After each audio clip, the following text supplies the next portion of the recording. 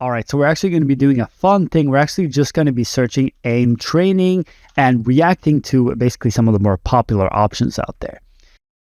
Counter-Strike is notorious for the extremely low mouse sensitivities that pro players use, with some clocking in over 1 meter or 3.3 foot of real-life mouse movement just to rotate once in-game. Compared to a modern shooter like Overwatch, with a pro player average sensitivity of 33.6 centimeters per 360, CSGO sits at a pro average of 51.5 centimeters. I'm going to show you exactly why low sense performs so well in this game, and I promise you it's not as simple as player mobility or map design, it's far more interesting. Now, for it to make sense, we have to establish some context. First, in a vacuum, the lower our mouse sensitivity is, the more accurate we are closer to our crosshair, and the harder it is to aim away from our crosshair.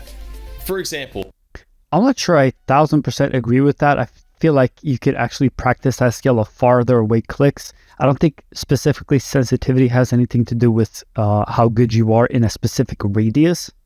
But I guess he's saying that it's easier to aim with the lower sense. The lowest sensitivity you see in pro play of around 100 centimeters, you can see that aiming outside of the crosshair is tough, but aiming at small distant targets close to the crosshair is a breeze. Alternatively, on something higher like 30 centimeters, the opposite is true, where aiming outside the crosshair is easy and closer to the crosshair is harder. The average sense landing at around 51.5 centimeters is likely due to this being a great blend of precision around the crosshair, while still having the mobility to handle larger aiming movements like you'd see in close to mid-range fights or when you're fighting multiple angles. With that established, let's look at why low sensitivity actually works. It all comes down to having more room for error, which in turn provides consistency. Normally, you'd aim for the head, but this will be easier to show with a larger target, so I actually think this is quite a myth. I do think that lower sense is easier, but I don't think it provides more consistency. I do think it hides your flaws better. But in reality, those flaws are still going to be there, which is why some people, their aim isn't looking as good as they want it to be because they're simply hiding their flaws instead of working on their flaws. So yeah, you might like slightly get more kills in game, which is I guess what matters, consistency and all that. But if you want to truly work on what matters, you want to actually be attacking the flaws that you have and not the sensitivity you have. As increasing or decreasing your sensitivity will only do one thing, which is creating new strengths and new flaws. Every time you change a mouse, every time you change settings, every time you change anything, all you're doing is updating your strengths and updating your flaws. So let's aim with the upper chest for now. Using extreme values to show the difference, to hit this target on 100 centimeters, all we have to do is land our mouse within this generous range on our mousepad. But if we use the opposite extreme of 10 centimeters, you have to land your mouse in this incredibly small area where you can barely even see my mouse moving. And this was against a close target while aiming for the chest. Trying to land a... So basically saying that it's harder to handle these fine-tuned movements. I can agree with him there. It's definitely harder to handle them, but I don't think that is a bad thing. I think the harder something is, the more we learn to it, and therefore high sense is actually more favorable because we'll actually learn more from it. Of course, this is my take, and a lot of people do see great results from both low and high sense, so be sure to try out both and see which one you like. A long-range headshot on high sensitivity gives you so little room for error that almost no pro players bother with the trouble. Now that we know exactly how low sensitivity works, the next step is leveraging it to improve our own aim. We can't just keep lowering it to improve our accuracy, as the trade-offs become too detrimental. So we have to find the right balance that works for us. Aim training, or even 100 targets, while useful for mouse control and warming up, are typically poor methods of finding your most performative sensitivity. Amongst variables like engagement distance, player and target movement, for finding sensitivity, they tend to be missing the key variable of lethality. I don't think you should do a specific thing to find out your optimal sensitivity, but I do think you should do different types of scenarios. I'm sure he might talk about this, but like, don't play only clicking like he's saying right now, not to do obviously, but like play clicking, play a couple of runs of tracking, play blah, blah, blah, and see how it feels over a couple of days instead of just judging it on a quick whim. Because often changing sensitivity or changing things feels good in the short term, but in the long term, it's actually kind of hurting your aim. That's been my experience though. We aim differently when we're on a timer and have to take them down before they get us. Refrag's Crossfire provides an incredibly efficient environment to hone in on our most performative sensitivity.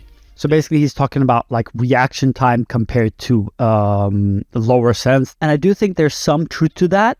I just don't think it's everyone's truth. Like if you look at someone like CSGO Nico, he uses an insane low sens and he's insanely fast. So you can't really say that it affects speed. It's more like, again, it's all of these settings are your specific needs and what works for you and what doesn't. That's as simple and as bland as it is. Great mix of target acquisition, which is essentially aiming outside of the crosshair that we covered at the start, and precision required for headshots or great sprays to ensure we take them down first, which is aiming close to the crosshair. Like this can, for example, be all of this, what he's doing can be practiced by a scenario in Kovacs called peek and click. It's also in aim labs, and it's a wall, you peek and then you click. So it's literally the same thing. And this isn't something that gets worse or better with lower sens. It's literally a skill you have to develop. All of these things are skills to develop, not specific numbers to change. Play through with a mix of sprays and one-taps, freely changing your sensitivity around to see how things feel. Muscle memory for a sensitivity is a myth. Aim is just mouse control, so don't stress or get in your head about ruining your aim by changing your settings. I actually disagree with that. I do think it's a common way to think about it in like the aim training field or whatever. And I do think there's some truth that if you change your sens, it can actually help you help your brain learn more. I do think there might be some truth to that, but I do think these are often short-term teachings. You're often not necessarily ruining your aim. You can always get adapted to a new sens, but I don't think it's better or worse. As I said before, it's mainly about just switching out your strengths and weaknesses. Ultimately, you're striving to find settings that feel instinctive, where you aren't having to fight your crosshair to get it where you want it to go. If you're totally lost, start at the average pro sense and work your way out from there, both higher and lower. You've got legends like Simple playing on 33.6 centimeters and Twists playing on 61 centimeters. You can find what your own settings equal in centimeters per 360 by using an online calculator like aiming.pro. If you're sold on using settings that are more mid-ranged or higher, I can show you an incredible mouse grip technique that bends the rules in this video here, giving you incredible headshot precision for those long-range shots without having to lower your sensitivity. I don't think specific grips do things better or worse. I do think that is actually a myth.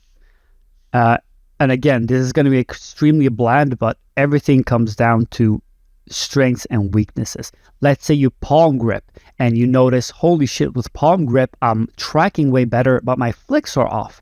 Okay, so then I switch to fingertips, and fingertip is going to be the opposite. So you need to work on your strengths and weaknesses rather than keep adjusting them all the time. You can find more of my aiming content over at Struth Gaming on YouTube, but for now, thanks for watching and I'll catch you in the next one.